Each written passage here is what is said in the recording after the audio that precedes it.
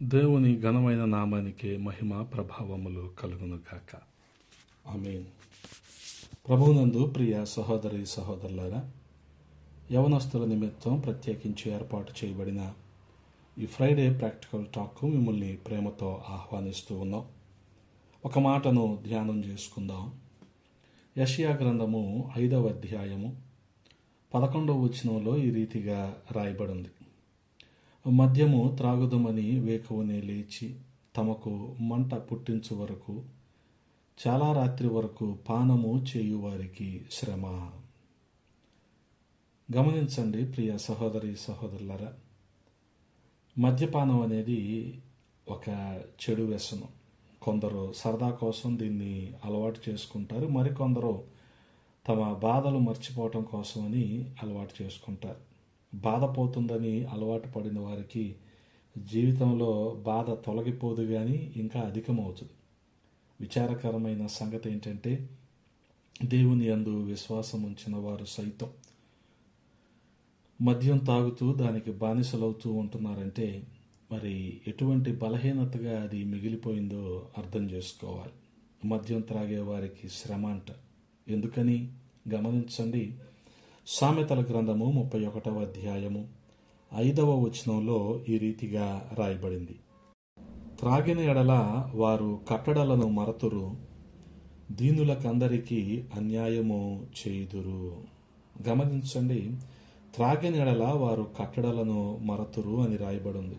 దేవుని యొక్క ఆజ్ఞలను కట్టడలను మనం మర్చిపోకుండా వాటిని ఎల్లప్పుడూ కూడా జ్ఞాపకం చేసుకుంటూ వాటిని అనుసరించే వారిగా మనం ఉండాలి. దేవుని యొక్క ఆజ్ఞలను జ్ఞాపకం చేసుకొని వాటి ప్రకారం మనం జీవించినట్లయితే దేవుని యొక్క ఆశీర్వాదాలు మనకు లభిస్తాయి. అందుకే పరిశుద్ధ గ్రంథం మనకి బోధిస్తూ ఉంది.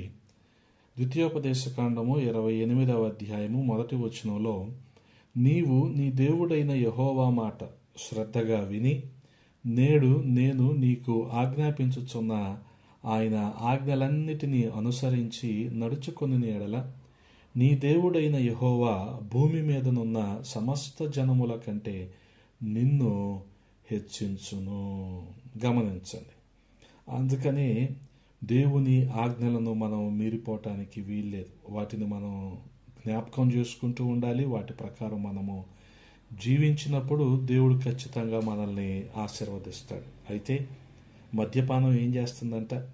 ఈ త్రాగుడు అనే వ్యసనం ఏం చేస్తుందంట? దేవుని ఆజ్ఞలను మర్చిపోయేలాగా చేస్తుంది, విచక్షణ కోల్పోయేలాగా చేస్తుంది, వివేకాన్ని తీసేస్తుంది మనిషిలో నుంచి. ఫలితంగా వారి జీవితంలో శ్రమనే పొందుకుంటారు, కష్టాలని అనుభవిస్తారు, ఆశీర్వాదాలను కాదు. అందుకనే మద్యపానము దేవుడి కట్టడలను మర్చిపోయేలాగా చేస్తుంది. గమనించండి. లూకాసు వార్త 12వ అధ్యాయము 41వ వచనంలో ఈ రీతిగా రాయబడింది. అప్పుడు పేతురు, ప్రభువా, ఈ ఉపమానము మాతోనే చెప్పుచున్నావా, అందరితోనూ చెప్పుచున్నావా అని ఆయన అడగగా, ప్రభువు ఇట్లనెను, తగిన కాలమున ప్రతి వానికి ఆహారము పెట్టుటకు యజమానుడు తన ఇంటి వారి మీద నియమించునట్టి నమ్మకమైన బుద్ధిగల గృహ నిర్వాహకుడెవడు? ఎవని ప్రభువు వచ్చి వాడు అలాగు చేయుచుండుట కనుగొనునో ఆ దాసుడు ధన్యుడు. అతడు తనకు కలిగిన దాని అంతటి మీద వాని ఉంచునని మీతో నిజముగా చెప్పుచున్నాను. అయితే ఆ దాసుడు నా యజమానుడు వచ్చుట ఆలస్యము చేయుచున్నాడని తన మనసులో అనుకొని దాసులను దాసీలను కొట్టి తిని త్రాగి మత్తుగా ఉండసాగితే వాడు కనిపెట్టని దినములోను ఎరుగని గడియలోనూ ఆ దాసుని యజమానుడు వచ్చి వాని నరికించి అపనమ్మకస్తులతో వానికి పాలు నియమించును. గమనించండి. ఈ రీతిగా ఆ గృహ నిర్వాహకుడు తిని త్రాగి యజమాని అప్పగించిన బాధ్యతను మర్చిపోయాడు అనుకోండి. అంటే ఏం చేస్తున్నాడు? తన నమ్మకత్వాన్ని పోగొట్టుకుంటున్నాడు. మద్యపానము దేవుని కట్టడలను మర్చిపోయేలాగా చేస్తుంది. అలాగే మద్యపానము నమ్మకత్వాన్ని కోల్పోయేలాగా చేస్తుంది. తగిన కాలములో తన ఇంటి వారికి ఆహారం పెట్టడానికి యజమానుడు నమ్మకమైన బుద్ధి కలిగిన గృహ నిర్వాహకుడిని ఎంపిక చేసుకున్నాడు, నియమించుకున్నాడు. కానీ అతను చేస్తున్న పని ఏంటంటే దాసులను దాసీలను కొట్టి తిని త్రాగి మత్తుగా ఉండి సరైన గృహ నిర్వహణ చేయకపోతే యజమానుడు వచ్చినప్పుడు అతనికి శిక్ష తప్పదు.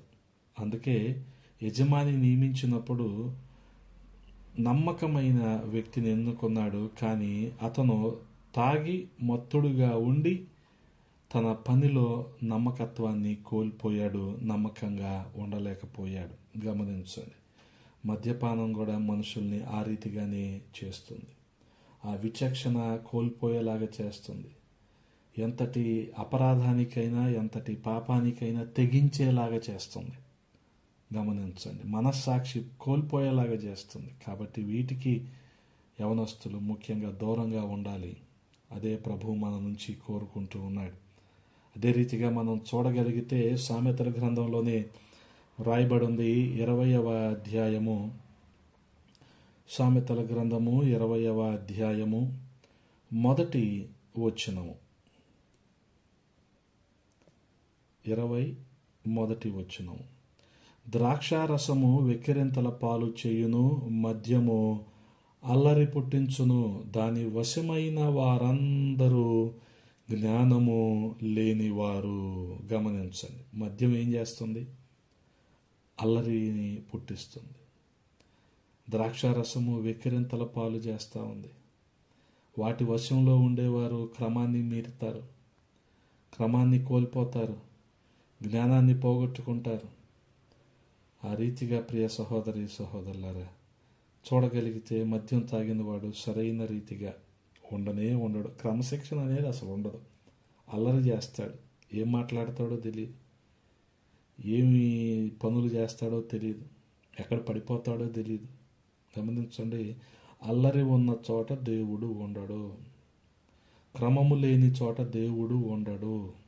ఎందుకని? ఆయన అల్లరికి కర్త కాదు, అందుకని ఆయన అక్కడ ఉండడు. ఆయన లేని చోట సమాధానము ఉండదు. అందుకనే ఈ మద్యానికి బానిసలైన వారు సమాధానాన్ని కోల్పోతారు. వారికి ప్రశాంతత ఉండదు, జీవితంలో నెమ్మది ఉండదు. అందుకనే గమనించండి, ఈ మద్యపానం అనేది దేవుని కట్టడలను మర్చిపోయేలాగా చేస్తుంది. దేవుని కట్టడలను మర్చిపోతే ఇంకా ఆశీర్వాదాలు ఎక్కడి నుంచి వస్తాయి? ఆశీర్వాదాలు పోగొట్టుకుంటున్నాడు మనిషి. ఈ మద్యపానం అనేది నమ్మకత్వాన్ని కోల్పోయేలాగా చేస్తుంది.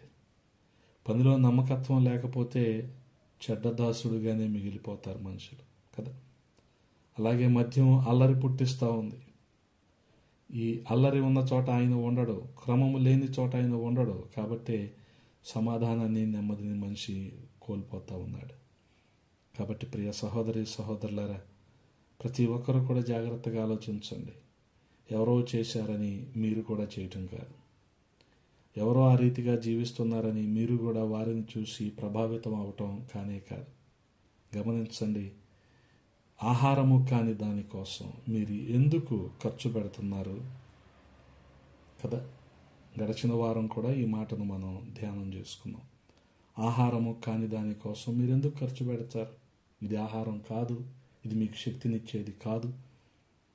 అందుకనే మద్యం తాగటానికి ఉదయాన్నే లేచి రాత్రి వరకు కూడా పానం చేసేవారికి శ్రమ అని యెషయా ప్రవక్త మాట్లాడుతూ ఉన్నాడు. కాబట్టి ప్రియ సహోదరి సహోదరులారా, ఈ లోకాశల వైపు లోకం వైపు చూడకుండా విశ్వాసానికి కర్తయు దాన్ని కొనసాగించేవారైన యేసుక్రీస్తు ప్రభువారి వైపు మనం చూసినప్పుడు ఆయన ఇటువంటి బలహీనతలన్నిటి మీద ఆయన జయాన్ని అందిస్తారు. అటువంటి కృప ప్రతి ఒక్కరికి ఆయన దయచేయునుగాక. మీరు ఉన్న చోటనే ప్రార్థనలో ఏకీభవించండి. పరిశుద్ధుడా, ప్రేమ కలిగిన తండ్రి, ఈ సమయంలో కొద్ది హెచ్చరికలతో కూడిన మాటలు మేము వినటానికి నాయన మీరు కృపను చూపించారు. అయినా మద్యపానము ఏ రీతిగా జీవితాలను అస్తవ్యస్తం చేస్తుందో, మీకు దూరస్తుల్ని చేస్తుందో, మీకు అయిష్టులుగా చేస్తుందో మేము గ్రహించున్నామయ్యా. ఈ బలహీనతలో ఉన్న ప్రతి ఒక్కరిని మీరు దర్శించండి. ఈ బలహీనత నుంచి విడుదల కలిగించండి. ముఖ్యంగా యవనస్తుల్ని మీ హస్తాలకు అప్పచెప్తూ ఉన్నాం.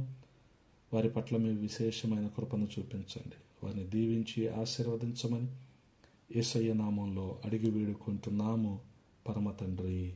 ఆమేన్.